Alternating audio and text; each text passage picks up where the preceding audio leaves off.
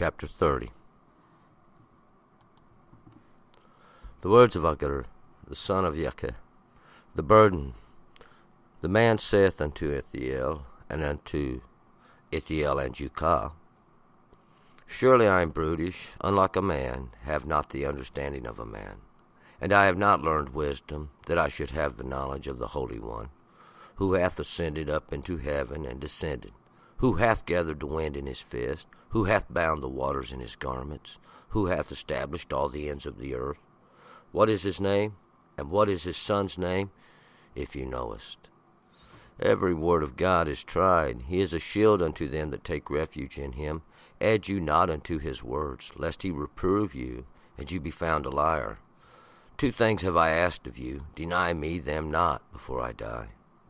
Remove far from me falsehood and lies. Give me neither poverty nor riches. Feed me with mine allotted bread. Lest I be fool and deny and say, Who is the Lord? Or lest I be poor and steal and profane the name of my God. Slander not a servant unto his master, lest he curse you, and you be found guilty. There is a generation that curse their father, and do not bless their mother. There is a generation that are pure in their own eyes, and yet are not washed from their filthiness. There is a generation, oh, how lofty are their eyes, and their eyelids are lifted up. There is a generation whose teeth are like swords, and their great teeth as knives, to devour the poor off the earth, and the needy from among men. The horse leech hath 2 daughters. Give, give. There are 3 things that are never satisfied, yes, 4 that say not enough. The grave and the barren womb, the earth that is not satisfied with water, and the fire that says not, Enough. The eye that mocks at his father, and despises to obey his mother. The ravens of the valley shall pick it out, and the young vultures shall eat it. There are 3 things which are too wonderful for me, yes, 4 which I know not. The way of an eagle in the air, the way of a serpent upon a rock, the way of a ship in the midst of the sea, and the way of a man with a young woman. So is the way of an adulterous woman. She eats and wipes her mouth, and says, I have done no wickedness. For 3 things the earth does quake, and for 4 it cannot endure.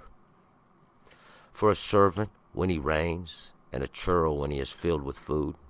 For an odious woman when she is married, and a handmaid that is heir to her mistress. There are 4 things which are little upon the earth, but they are exceeding wise. The ants are a people not strong, yet they provide their food in the summer.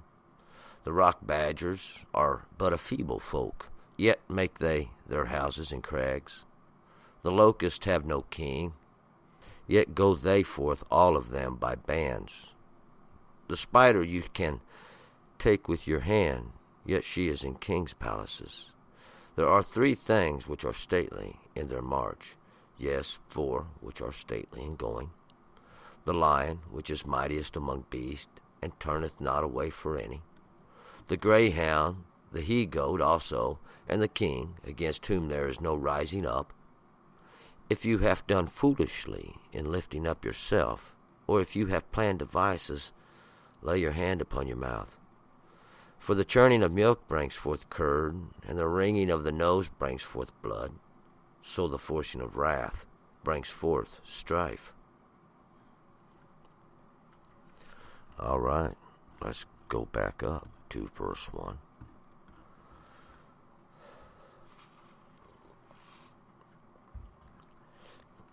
Well, what we got here today are the words of Agur. Agur was probably a man who spoke, I believe possibly during the times of Nehemiah or Nehemiah. And these are just some words of Agur. It's called the prophecy, I believe, in King James. I don't know if we could call it a prophecy or just a few words to a couple men who might not have been all on the upright, but may have been just almost ignorant to the understanding of the Lord. We'll find out there are those that exist.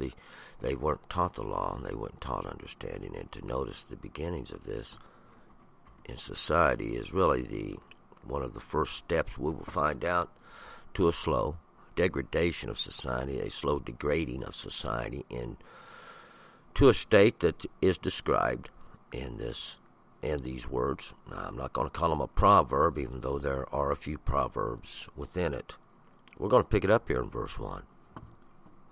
These are the words of Agur, the son of Yecheh, the burden. The man saith unto Ithiel and Ukah. These are going to be the words that were written down for others who may be in the same circumstances as these two were. Agur, it means gathered. It means gathered or brought, to be gathered up, or the one who gathers up. He's the son of Yaka, and that is to be the one who is blameless, the one who's obedient, been doing what he's supposed to be doing. He come forth from him, and this is the burden. A burden here is something that has to be carried, something that has to be toted around, or something you're toting around or carrying. It's a load, and you can toss it down when you're ready. This man said unto Ithiel. Ithiel is the one who with me is with that who's with the mighty. The mighty has the mightiness, and he's unto Ithiel and Ukah. And Ukah means that which is devoured or being consumed. 2. Surely I am brutish, unlike a man, and I have not the understanding of a man. These are going to be some words they wrote down, that Agur wrote down for these two fellows. Give them a little understanding, maybe. Try to bring them by the way. He said, I'm brutish. I'm not like a man. I'm not like others. I have not the understanding of a man. I am more like a child. I don't have the proper guidance. I have not the proper instruction. And I don't have the understanding of a man, somebody who has abilities. 3. And I have not learned wisdom, that I should have the knowledge of the Holy One. I've not learned wisdom. I've not listened to understanding or knowledge, even that which is on everybody's heart, that I should have the knowledge of the Holy One, that I should know who the Lord is, and the Holy One is. He's sanctified, and His presence is even sanctified. It's set aside. It's for a reason. That He exists, and it's within each one of us. 4. Who hath ascended up into heaven and descended? Who has ascended, went up, and to the highest of understandings, and then returned? We'll find out. You don't have to have somebody else go do it for you, because we'll find that the Lord descended in the first place and give man the law. Who hath gathered the wind in his fists? His fists are simply that which gives him his strength and his work, the power of his work. Wind is always going to be in a reference to time. We'll find out the Lord has all time in His grips. Who hath bound the waters in His garment? Once again, there's only one who can wear the waters as a garment. These waters are simply just understandings, and it's He puts on the understandings, everybody's understandings. He wears as a garment. He gave them in the first place to cover your transgression. Who hath established all the ends of the earth, the borders of it, the edges, we can look at it like that, or the confines, the limitations of all the earth, everything, all the balance of everything. Everything has a limit. Everything has a law that provides for its limitation. It has and it depends on where you're at, just exactly what that is. Gravity changes from planet to planet, so we can't say that gravity that here is a law, because we'll find out other planets, different masses, different sizes, have a different ordinance about that. And He's the one that established all these limitations, all the borders, all the edges, these laws. What is His name? And what is His Son's name, if you know? And that's something we all should know, just who that is. What is the Lord's name? It's the presence. We refer to Him as Hashem, the name, and that name we use for our personal conversations with the Lord. What's his son's name? If you know, if you've read the text at all, you should know what his name is. He's the one that the Lord had the conversation to, and we have been privy to overhear the instructions he gave to him. 5, every word of God is tried. He is a shield unto them that take refuge in him. Every word passes through the fire, passes through the furnace. Every word is tried, it's tested, it's proven. He is a shield unto them that take refuge unto him. And just like in times past, when they return, the Lord rises up and he establishes the correctness of life. And it's never going to end. It's just the way it works. The Lord's the one who gives you your strength and your abilities in the beginning. And it's men that seek to take them away. 6, add you not unto his words, lest he reprove you and you be found a liar. Don't go adding what he said to his words, what the Lord spoke. He's going to reprove you. You'll be found out in time. It always does. In time to come. Sooner or later, people get their own understanding. The Lord wakes them back up. And you'll be found a liar. You'll simply be found a liar. If it ain't already done. 7, 2 things have I asked of you. Deny me them not before I die. 2 things, and you can witness these 2 things that I've asked for. And we'll find the Lord's not denied me.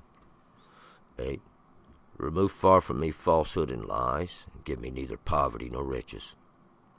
Feed me with my allotted bread. Give me what I need for the day. And get rid of all this falsehood and lies, this ignorance, and we'll find out the Lord give me my understanding. Lord give me my knowledge. He give me my wisdom. I don't have to have somebody else go get it for me. It's a pretty simple thing. And I get my daily bread. I never ask for really more than that anyway. 9, lest I be full and deny and say, who is the Lord? Or lest I be poor and steal and profane the name of my God. Lest I be full, and this goes right back to when Jeshurun kicked. Every time you get full, you get a little boastful. You think you got it all and know it all. You think you got it all in control. You're going to set down the rules and the ordinances. We'll find out the Lord done took care of that.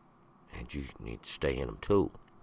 But I don't want to forget who the Lord is. He's the one to give me my understanding in the first place.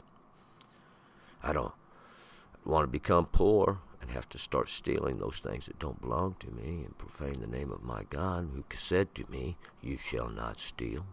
You shall not take that which doesn't belong to you. 10, slander not a servant unto his master, lest he curse you and you be found guilty.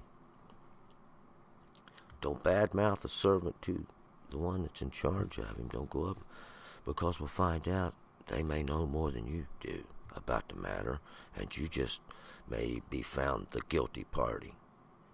11, there is a generation that curse their father and do not bless their mother. And there is a generation, and that's this generation we're talking about. I don't think it's a righteous generation. They curse their father and mother. That sounds like law number 5 to me. You shall honor your father and mother. It's a violation, my friends, to curse your father and mother. 12, there's a generation that are pure in their own eyes, and yet are not washed from their filthiness. There's another generation. It's the same old generation, this one that curses their father and mother. They think they know it all. You think you got it all under control. Well, it's not going to find you down the road there. The Lord's got time to wait, but you don't. You're right. You're pure in your own eyes. That means you think you know it all. You got all the understanding. Yeah. Sure, men's taught you everything you need to know. Yet you're not washed from your filthiness, and still you got a little odor about you. 3, there is a generation. Oh, how lofty are their eyes, and their eyelids are lifted up. Oh, there is a generation. Yeah, that one. Same generation. Lofty in their eyes. Oh, you think you got the high seat. You think you got it all under control. You think you're the boss. You got your eyes set over it. Lofty, exalted. You think you're the chief. Got that understanding that makes you the greatest. Your eyelids are lifted up. Think you got your eyes open. 14. There is a generation whose teeth are as swords, and their great teeth as knives, to devour the poor from off the earth and needy from among men. There's a generation. Same generation. Their teeth are as swords. For destruction. That's that net's mouth. It's chewing it over. What you're chewing over is destruction. Your great teeth are as knives. Cut, pain. And, it's all a similitude or a metaphor for your destroyers, evil, wicked, and you're set to think over. You got going over in your mind is only to continue in that, to devour the poor from off the earth, take charge of them, make slaves out of them, just like in times past. There's nothing new about it. These needy from among men, taking them up. What? Give them a cookie. 15. The horse leech has 2 daughters. Give. There are 3 things that are never satisfied. Yes, 4. Let's say not enough. The horse leech, we can take the horse off. This is just a leech. Everybody knows what a leech is. It gets on you and sucks the blood out, sucks your substance from you. It has 2 daughters. Witness now these understandings. That's what a daughter is. It's an understanding went for us. A little something we can use for a teaching. Give. That's what the leech says. Get me some more blood, because enough's never enough. Sucking. It's a parasite on life itself.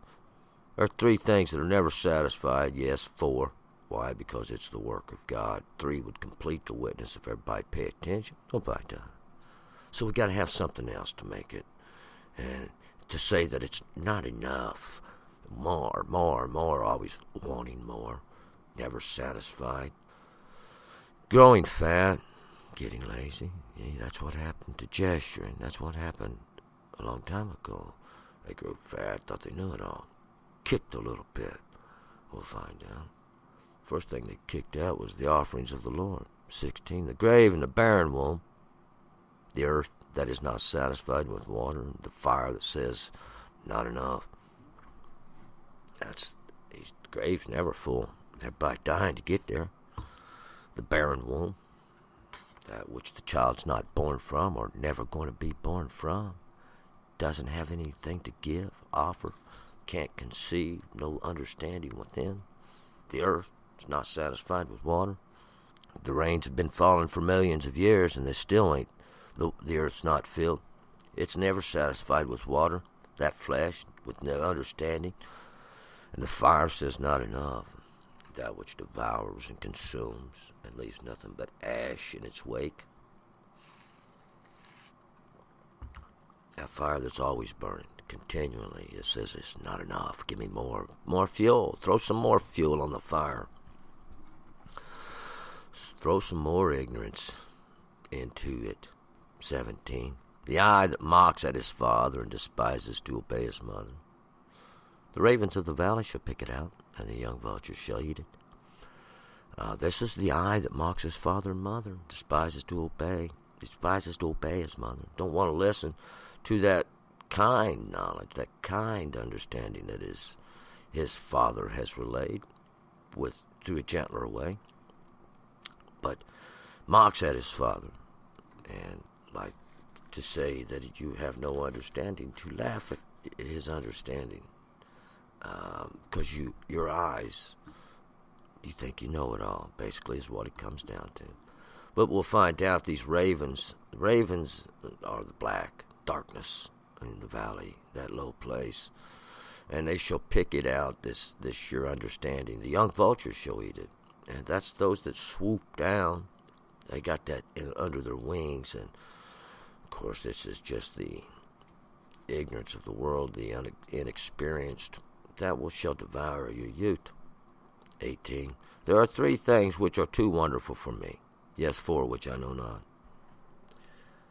There are 3 things which are too wonderful. I guess there's 4. I don't know. The three things would be, if I could see them, I would have some understanding. This 4 would give me the knowledge of the Lord, the way of an eagle in the air. How does he stay aloft and fly so high? The way of a serpent upon a rock. He goes upon his belly. It's slick and hot. The way of a ship in the midst of the sea. And don't look like much more than a grain of salt, a grain of sand in the sea, and the size of it, it's tossed and thrown about. The way of a man with a young woman. And these are not only the intents and the thoughts of his heart, but that which he desires to accomplish. 20. So is the way of an adulterous woman. She eats and wipes her mouth and says, I have done no wickedness. This is the way of an adulterous woman, a woman given to adultery. That is to transgress the law in an understanding as well as literally or physically. And she eats and wipes her mouth, or after she's had her fill of that which she partakes of, she says, I've done no wickedness, not having any understanding of the great wickedness and death that's in her. 21. For 3 things the earth doth quake, and for 4 it cannot endure. 3 things the earth shakes, and that's to cause trembling, even in the fear in the flesh. 4, it cannot continue. 22. For a servant when he reigns, and a churl when he's filled with food. And this is for a servant when he reigns, he comes into control. Of course, he's been a servant all his life. Hopefully he's not vengeful and he knows what the law is. And a churl when he's filled with food, because he's about a worthless, useless person, and he's had his full of substance. What do you think you're going to get out of him now? 23. An odious woman when she's married. And this odious is a troublemaking woman. She finally found her husband. She's lied her way into an agreement, and we'll find out she's most likely going to betray it. A handmaid is heir to her mistress. That's this handmaid. She's heir to her mistress because she was barren. 24. There are 4 things which are little upon the earth, but they are exceedingly wise. 4 things, we'll find that everything's created by God and His work, the Lord, His abilities. These are little, tiny, but they are exceedingly wise. They know what the season is, you might say. 25. The ants are a people not strong, yet they provide their food in the summer. The ants are yet a people. We look at the ant, and he's just a little bitty guy. He ain't great, he ain't huge, but he's 9 times stronger than us for his size. Yet they provide their food in the summer. They know what they're doing. They ain't got no leaders either. 26. The rock badgers are but a feeble folk, yet make they their houses in the crags. Rock badgers. These King James Version says coney. What it is, one that burrows in the earth. These little badgers. Badger may be small, but he's fierce. This here feeble, we would get that as helpless. And actually, the word is numerous. He has many. There are many of them. They ain't got no leaders either. Yet make they their houses in crags. They could take over. They're so fierce and powerful, but they don't. They live in little holes and dens in the earth. 27. The locusts have no king, yet go they forth all of them by bands. The locusts, they ain't got no king. They ain't got no leader either, yet go they forth all of them in bands. By the armies, by groves and multitudes and bands, groups, they go forth, and we'll find out. Just like the geese, they go forth in their bands. They ain't got no king either. 28. The spider you canst take with the hands, yet she is in king's palace. There's the little spider. Anybody can catch a little spider and wrap it up in its own web and dispose of it, but we'll find him in the king's palaces, in the great places of the earth. 29. There are 3 things which are stately in the march. Yes, 4 which are stately in going. Here's 3 things that are stately in their march, or going forth, their walkings, their as they strut, we should say, on the earth. 30, the lion, which is mightiest among beasts, turns not away from any. The lion. That great roar that it has, the loud sound of its roaring that strikes fear into many. This mighty beast, he don't turn away. He's not scared of nothing. The greyhound, the he-goat also, and the king, against whom there is no rising up. The greyhound, it's not a greyhound. They didn't race greyhounds in those days. There was no such thing, I don't believe, as a greyhound in those days. That was something that was bred by men later on. The word is zarzir, and it's that which is girded up, that which is prepared to go fast. We could have used a cheetah or anything else there, but it was built, we'll find out, by the Lord to go fast, just like the goat that goes upon the mountains, upon the hills, and there's no way you're going to stay up with either one of those. That's what they was made for. You wasn't. And the king, against whom there's no rising. And the king put in that position to exalt it to the highest place, there to do away with exaltation. 32. If you have done foolishly in lifting up yourself, or if you have planned devices, lay your hand upon your mouth. Now, if you've done foolishly in lifting up yourself, you thought you was going to take over. You thought you was going to come in and set your order and plan your devices, make your ways here, and re-educate the people in such a manner to cause this generation to come forth. I'd be putting my hand over my mouth if I was you. 33. For the churning of milk brings forth curd. The wringing of the nose brings forth blood. And so the forcing of wrath brings forth strife. And this churning of milk, and basically what this is a metaphor, a little proverb we can say. To stir the bucket, to cause it to stink, to churn the milk, to cause it to begin to sour. The mixing, keep constantly mixing that air in it. The wringing of the nose, it brings forth the blood. To cause, and you're trying to stop that natural instinct of rooting, that natural instinct of rooting, and brings forth blood. We'll find out. There's nothing going to come from it but sin. And so the forcing of wrath brings forth strife. And so you think that just because you're greater in understanding, you got it all sewn up in a package, you're going to force it upon everybody else. We'll find out. It's only going to bring strife and trouble in the world. We've got it documented in history. There's time to stop. There's time to back up. Moving forward. Proverbs 31. Turn and return.